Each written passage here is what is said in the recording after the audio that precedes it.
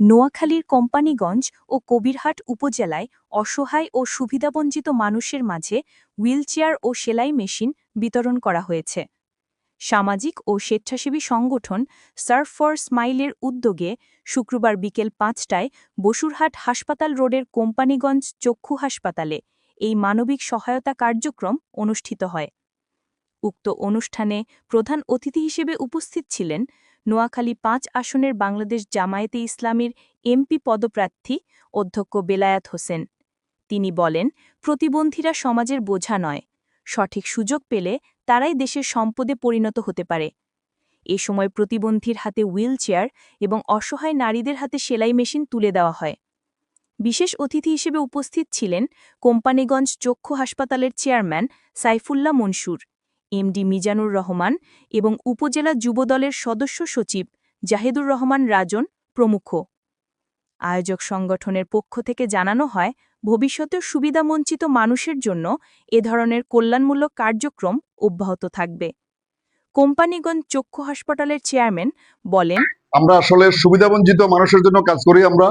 আমরা করোনার সময় যখন কেউ কারো পাশে থাকতে যখন যারা ভীত সন্ত্রস্ত ছিল, তখন করোনার পূর্ববর্তী সময় থেকে শুরু করে পূর্ণ করোনাকালীন সময়ে আমরা মানুষের পাশে ছিলাম। সার্ভ ফর স্মাইল আমরা কোম্পানীগঞ্জে আমাদের কার্যক্রম আলহামদুলিল্লাহ আমাদের কোম্পানীগঞ্জ চক্ষু হাসপাতাল থেকে শুরু হয়েছে। আমরা প্রথম চোখের সেবা, দ্বিতীয় হচ্ছে আমরা ডিজেবলদের মাঝে আমরা আমাদের হুইল চেয়ার বিতরণ কার্যক্রম আমরা করে যাব। আর একটি আমাদের স্বাবলম্বী প্রকল্পের মধ্যে সিলের মেশিন বিতরণ। আজকে আমরা স্বল্প পরিসরে আমাদের যাত্রা শুরু করেছি।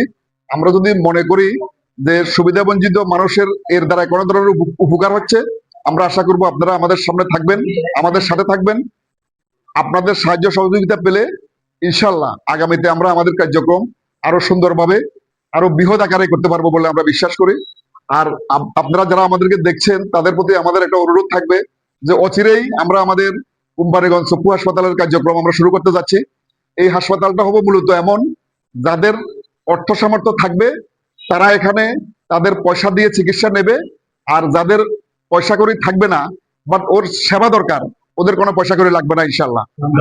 আমরা যেন আমাদের এই কথার উপর থাকতে পারি। আপনারা আমাদের জন্য দোয়া করবেন যে পয়সা আছে পয়সা দেবেন, সেবা নেবেন, পয়সা নাই আপনার সেবার প্রয়োজন, সেবা নেবেন এখান থেকে ইনশাল্লাহ। আমরা আমাদের সাধ্যের সবটুকু দিয়ে চেষ্টা করব যে কোম্পানীগঞ্জের একটা মানুষও যাতে চোখের সমস্যা নিয়ে আর কি করতে না হয়, সময় অতিবাহিত না করে, একটা মানুষেরও যেন চোখের সমস্যার সমাধানের জন্য ধারে ধারে ঘুরতে না হয়। আমাদের কাছে আসলেই আমরা এর জন্য ব্যবস্থা করব। আমাদের পাশে আছেন যে আমার বন্ধু চিটং থেকে এসেছেন, যে চিটং এর অত্যন্ত নামকরা প্রতিষ্ঠান সাদিয়াস কিচেন, ওটার স্বত্বাধিকারী। উনিও আসার সময় আমাকে বলতেছে, বন্ধু তুমি কি করতে চাচ্ছ, আমাকে বললো আমি তোমার সাথে থাকবো।